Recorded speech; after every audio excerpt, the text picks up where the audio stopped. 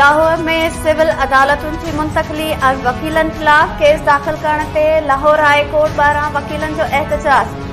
वकीलनि जी high court ॾांहुं वधण जी कोशिश। पुलिस खेनि रोके वरितो शेलिंग ऐं लठबाज़ी। जवाब में वकीलनि जो बि पुलिस ते पथराव। रंडकू हटाइण जी कोशिश।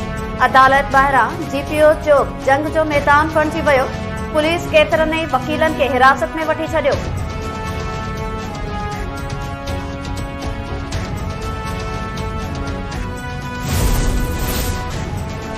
लाहौर जे वकीलनि ते तशद्दुद नामंजूर। सॼे मुल्क जे वकीलनि में ताव पखिड़ियल। सिंध ऐं इस्लामाबाद जे वकीलनि सुभाणे अदालतुनि जे बाइकाट जो ऐलान करे छॾियो। सिंध बार काउंसिल जारी कयल बयान में चयो आहे त लाहौर में वकीलनि ते तशद्दुद जी मज़म्मत कजे थी। सुभाणे अदालती कार्रवाइनि जो बाइकाट कयो वेंदो। Islamabad high court bar association बि लाहौर वाक़े जी मज़म्मत कंदे सुभाणे 9 मई ते मुकमिल हड़ताल जो ऐलान कंदे चयो आहे त वकीलनि ते तशद्दुद कंदड़नि खिलाफ़ कार्रवाई न कई वई त हू मुस्तक़बिल जे लाइ अमल जो ऐलान कंदा।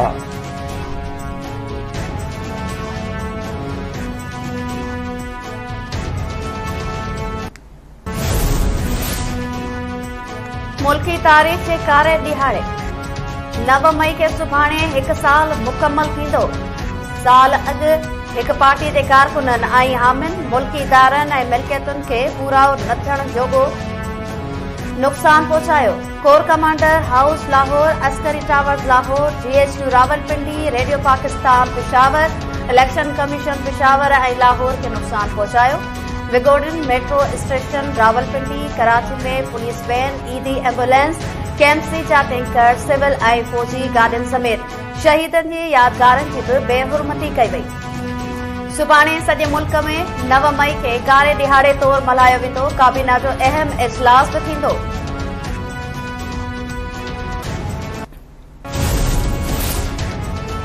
नव मई जा वाक़िया पाकिस्तान खे अंदरूनी ऐं बैरूनी तौर कमज़ोर करण लाइ कया विया। उहे वाक़िया मुल्क ख़िलाफ़ साज़िश हुई।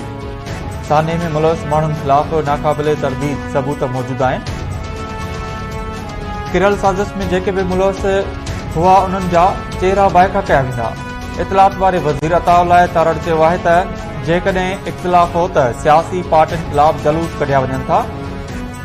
पंहिंजी सियासी अॻुवाण जे हक़ में एहतजाज कयो। हां, विगोड़नि जो मक़सदु एहतजाज करण न पर मुल्क में अफ़रातफ़री ऐं डफेड़ पखिड़णो हो। डफेड़ी टोले सियासी फ़ाइदे लाइ पंहिंजे ई मुल्क ते हमिलो कयो। शहीदनि जी यादगार जी बेहुरमती कई वई। मुल्क लाइ जान कुर्बान करण खां वधीक कहिड़ी कुर्बानी थी सघे थी। क़ौम खे यादि ॾियारियो वेंदो त उहे केर हुआ जिन पंहिंजे ई मुल्क ते हमिलो कयो। उन्हनि खे हिन वक़्त ताईं कहिड़ी सज़ा ॾिनी वई ऐं कहिड़ी कार्रवाई कई वई, उन ते बि ॻाल्हायो वञे। सदर आसिफ अली ज़रदारी चयो आहे त 9 मई खे कारे ॾींहं तौर यादि रखियो वेंदो।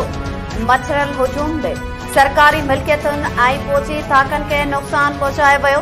मुल्क जो तासुर बुरी तरह मुतासिर थियो। 9 मई वाक़े जे ज़िम्मेवारनि खे कानून मूजिब जवाबदार बणायो वञे।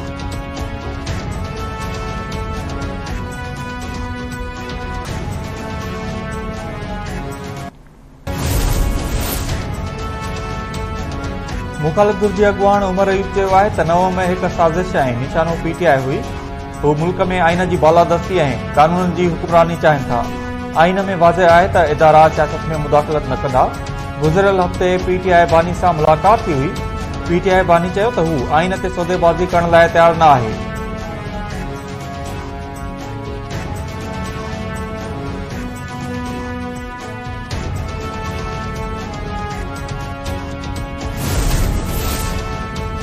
वज़ीर आज़म शहबाज शरीफ पारां समुझ पार पाकिस्तानी ऐं national vocational and technical training commission में सुधारण जो फ़ैसिलो।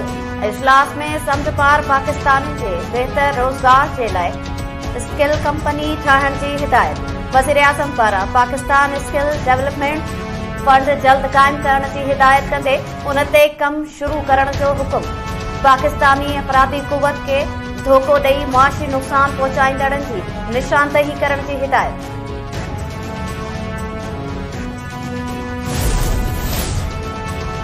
महांगाईअ जे मारियल अवाम ते बिजली बिल जो वधीक भार। बिजली 1 महीने लाइ ₹2.83 फ़ी यूनिट महांगी। बिजली अघनि में वाध मार्च जे फ्यूल एडजस्टमेंट जी मद में कई वई।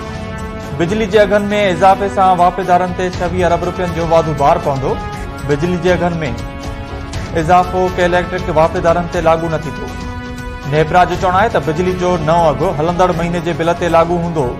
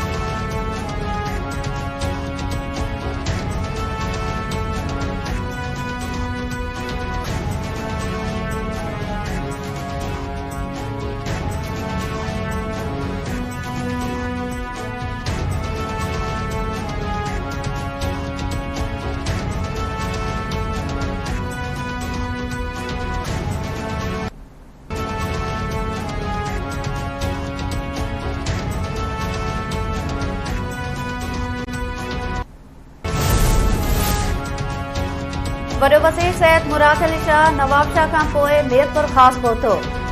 वॾे वज़ीर सैयद मुराद अली शाह जी मीरपुर ख़ास में चूंडल नुमाइंदनि पार्टी अॻवाननि ऐं कारकुननि सां गॾिजाणी खे ख़िताब कंदे चयो त पीपी चेयरमैन बिलावल भुट्टो ज़रदारी चयो आहे त वज़ीर कराची में वेही हुकूमत न हलाईंदा। हुकूमत अवाम ऐं कारकुननि जी मर्ज़ी मूजिब हलंदी। मीरपुर ख़ास में पीपल्स पार्टी ख़िलाफ़ इलेक्शन में साज़िशूं थी रहियूं हुयूं जिन खे कारकुननि ऐं अवाम नाकाम बणायो। पीपी चेयरमैन जी हिदायत ते तरक़ियाती स्कीम्स बाबति कारकुननि खां तजवीज़ूं वरितियूं पयूं वञनि। कारकुन पंहिंजूं घिटियूं ठाहिण बदिरां गॾियल मफ़ादनि वारियूं स्कीम्स तजवीज़ कनि। मीरपुर ख़ास में सिहत जे मसइलनि खे तरजीह बुनियादुनि ते हल कयो पियो वञे। हिन वक़्त ताईं 10,000 नौकरियूं ॾेई चुका आहियूं। हक़दारनि खे वधीक नौकरियूं बि ॾिनियूं वेंदियूं। बहिराड़ियुनि में कूड़ा बिल ॾेई बापटा वारा माण्हुनि खे तंग कनि था। हिन ॾिस में मामला वज़ीर आज़म जे आॾो रखंदासीं। सिक्योरिटी फोर्सेस जी ख़ैबर पख्तूनख्वा में 2 धारदार ऑपरेशन में 6 दहशतगर्द मारिजी विया। ISPR मूजिब डेरा इस्माइल खान में ऑपरेशन दौरान 5 दहशतगर्द मारिजी विया ऐं उत्तर वज़ीरिस्तान में 1 दहशतगर्द मारियो वियो। मारिजी वियल दहशतगर्दनि जे कब्ज़े मां हथियार ऐं बारूदी मवाद हथ आयो आहे। मारिजी वियल दहशतगर्द सिक्योरिटी फोर्सेस ऐं शहरनि ते हमलनि में मुलविस हुआ। सिक्योरिटी फोर्सेस मुल्क मां दहशतगर्दी जी लानत जे ख़ात्मे लाइ पुरज़म आहे। इस्लामाबाद हाई कोर्ट PTI बानी जी घरवारी बुशरा बीबी जी बनी गाला खां अडियाला जेल मुंतक़िलीअ वारी दरख़्वास्त मंज़ूर करे वरिती। बनी गाला खे सब जेल करार ॾियण वारो घर विज़ारत जो नोटिफिकेशन कलअदम करार। बुशरा बीबी खे बनी गाला खां अडियाला जेल मुंतक़िल करण जो हुकुम। अदालत महफ़ूज़ कयल फ़ैसिलो ॿुधाए छॾियो। सादी कानून साज़ी ज़रिए अपील जो हक़ नथो ॾेई सघिजे। नई अदलिया लाइ नओं दायरो मुक़ररु करे सघिजे थो। Supreme court practice and procedure act case में जस्टिस शाहिद वहीद ऐं जस्टिस आयशा मलिक इख़्तिलाफ़ी नोट जारी करे छॾिया। जस्टिस शाहिद वहीद इख़्तिलाफ़ी नोट में चयो आहे त आइन में अदलिया ऐं इंतिज़ामी मामला अलॻि अलॻि तय थियल आहिनि। अदालती अख़्तियारनि में वाद आइनी तरमीम ज़रिए करे सघिजे थी। जस्टिस आयशा मलिक चयो त आर्टिकल 184(3) में तरमीम आइन ज़रिए ई मुमकिन आहे।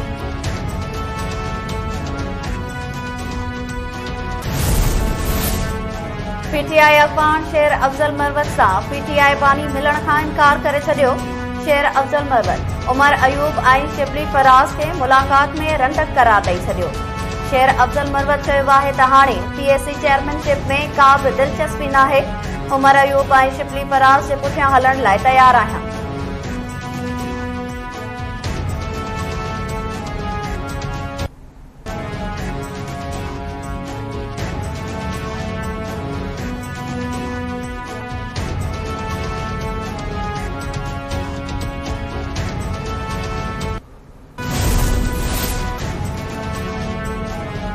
KP जे गवर्नर फैसल करीम कुंडी जी गड़ी खुदाबख्श में शहीदनि जी मज़ारुनि ते हाज़िरी बाद सेवण आमद। हज़रत लाल शहबाज कलंदर जी मज़ार ते बि हाज़िरी भरी। फैसल करीम कुंडी चयो आहे त पाक फ़ौज जे तर्जुमान जो जमहूरियत बाबति बयान जमहूरियत मुखालफ़नि जे मुंहं ते चमाट आहे। PTI वारा हाज़िर सर्विस जे पेरनि ऐं रिटायर्ड थियण वारनि जे ॻिचीअ में पवंदा आहिनि। 9 मई वाक़े में मुलविस समूरनि अंसरनि खे कैफ़र किरदार ताईं पहुचाइणु घुर्जे।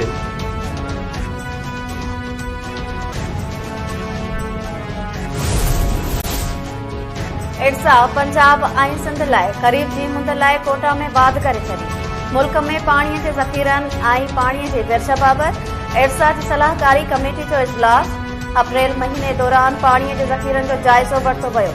कमेटी जो चवणु आहे त गुज़िरियल महीने पयल बरसातुनि सां पाणीअ जे ज़ख़ीरनि में 3.6 मिलियन एकड़ फुट वाध थी। तरबेला, मंगला ऐं चश्मा डैमनि में पाणीअ जा ज़ख़ीरा गुज़िरियल 10 सालनि खां 48 सैकड़ो वधीक आहिनि। अप्रैल महीने में पाणी मुक़रर कयल हदफ़ खां 7.3 मिलियन एकड़ फुट खां 47 सैकड़ो वधीक रहियो। ख़रीफ़ मुंद लाइ पंजाब ऐं सिंध जी कोटा में वाध। सिंध खे 55,040 मिलियन एकड़ फुट पाणी मिलंदो।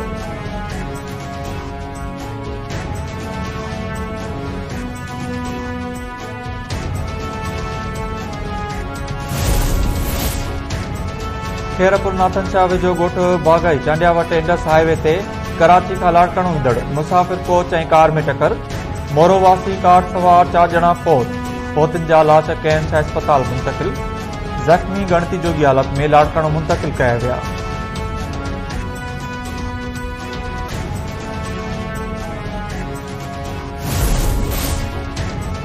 सिंध में गर्मीअ जो ज़ोर बरक़रार। कहर जी गर्मी दौरान बिजली जी बंदिश सिंध वासियुनि जी तकलीफ़ वधाए छॾी। मौसमियात खाते चयो आहे त दादू, जैकाबाद ऐं थरपारकर में अॼु बि गर्मी पद 47 सेंटीग्रेड ताईं वञण जो इम्कान आहे। कराची जो गर्मी पद 38 सेंटीग्रेड रहंदो। शिदत 42 ताईं महसूस कई वेंदी।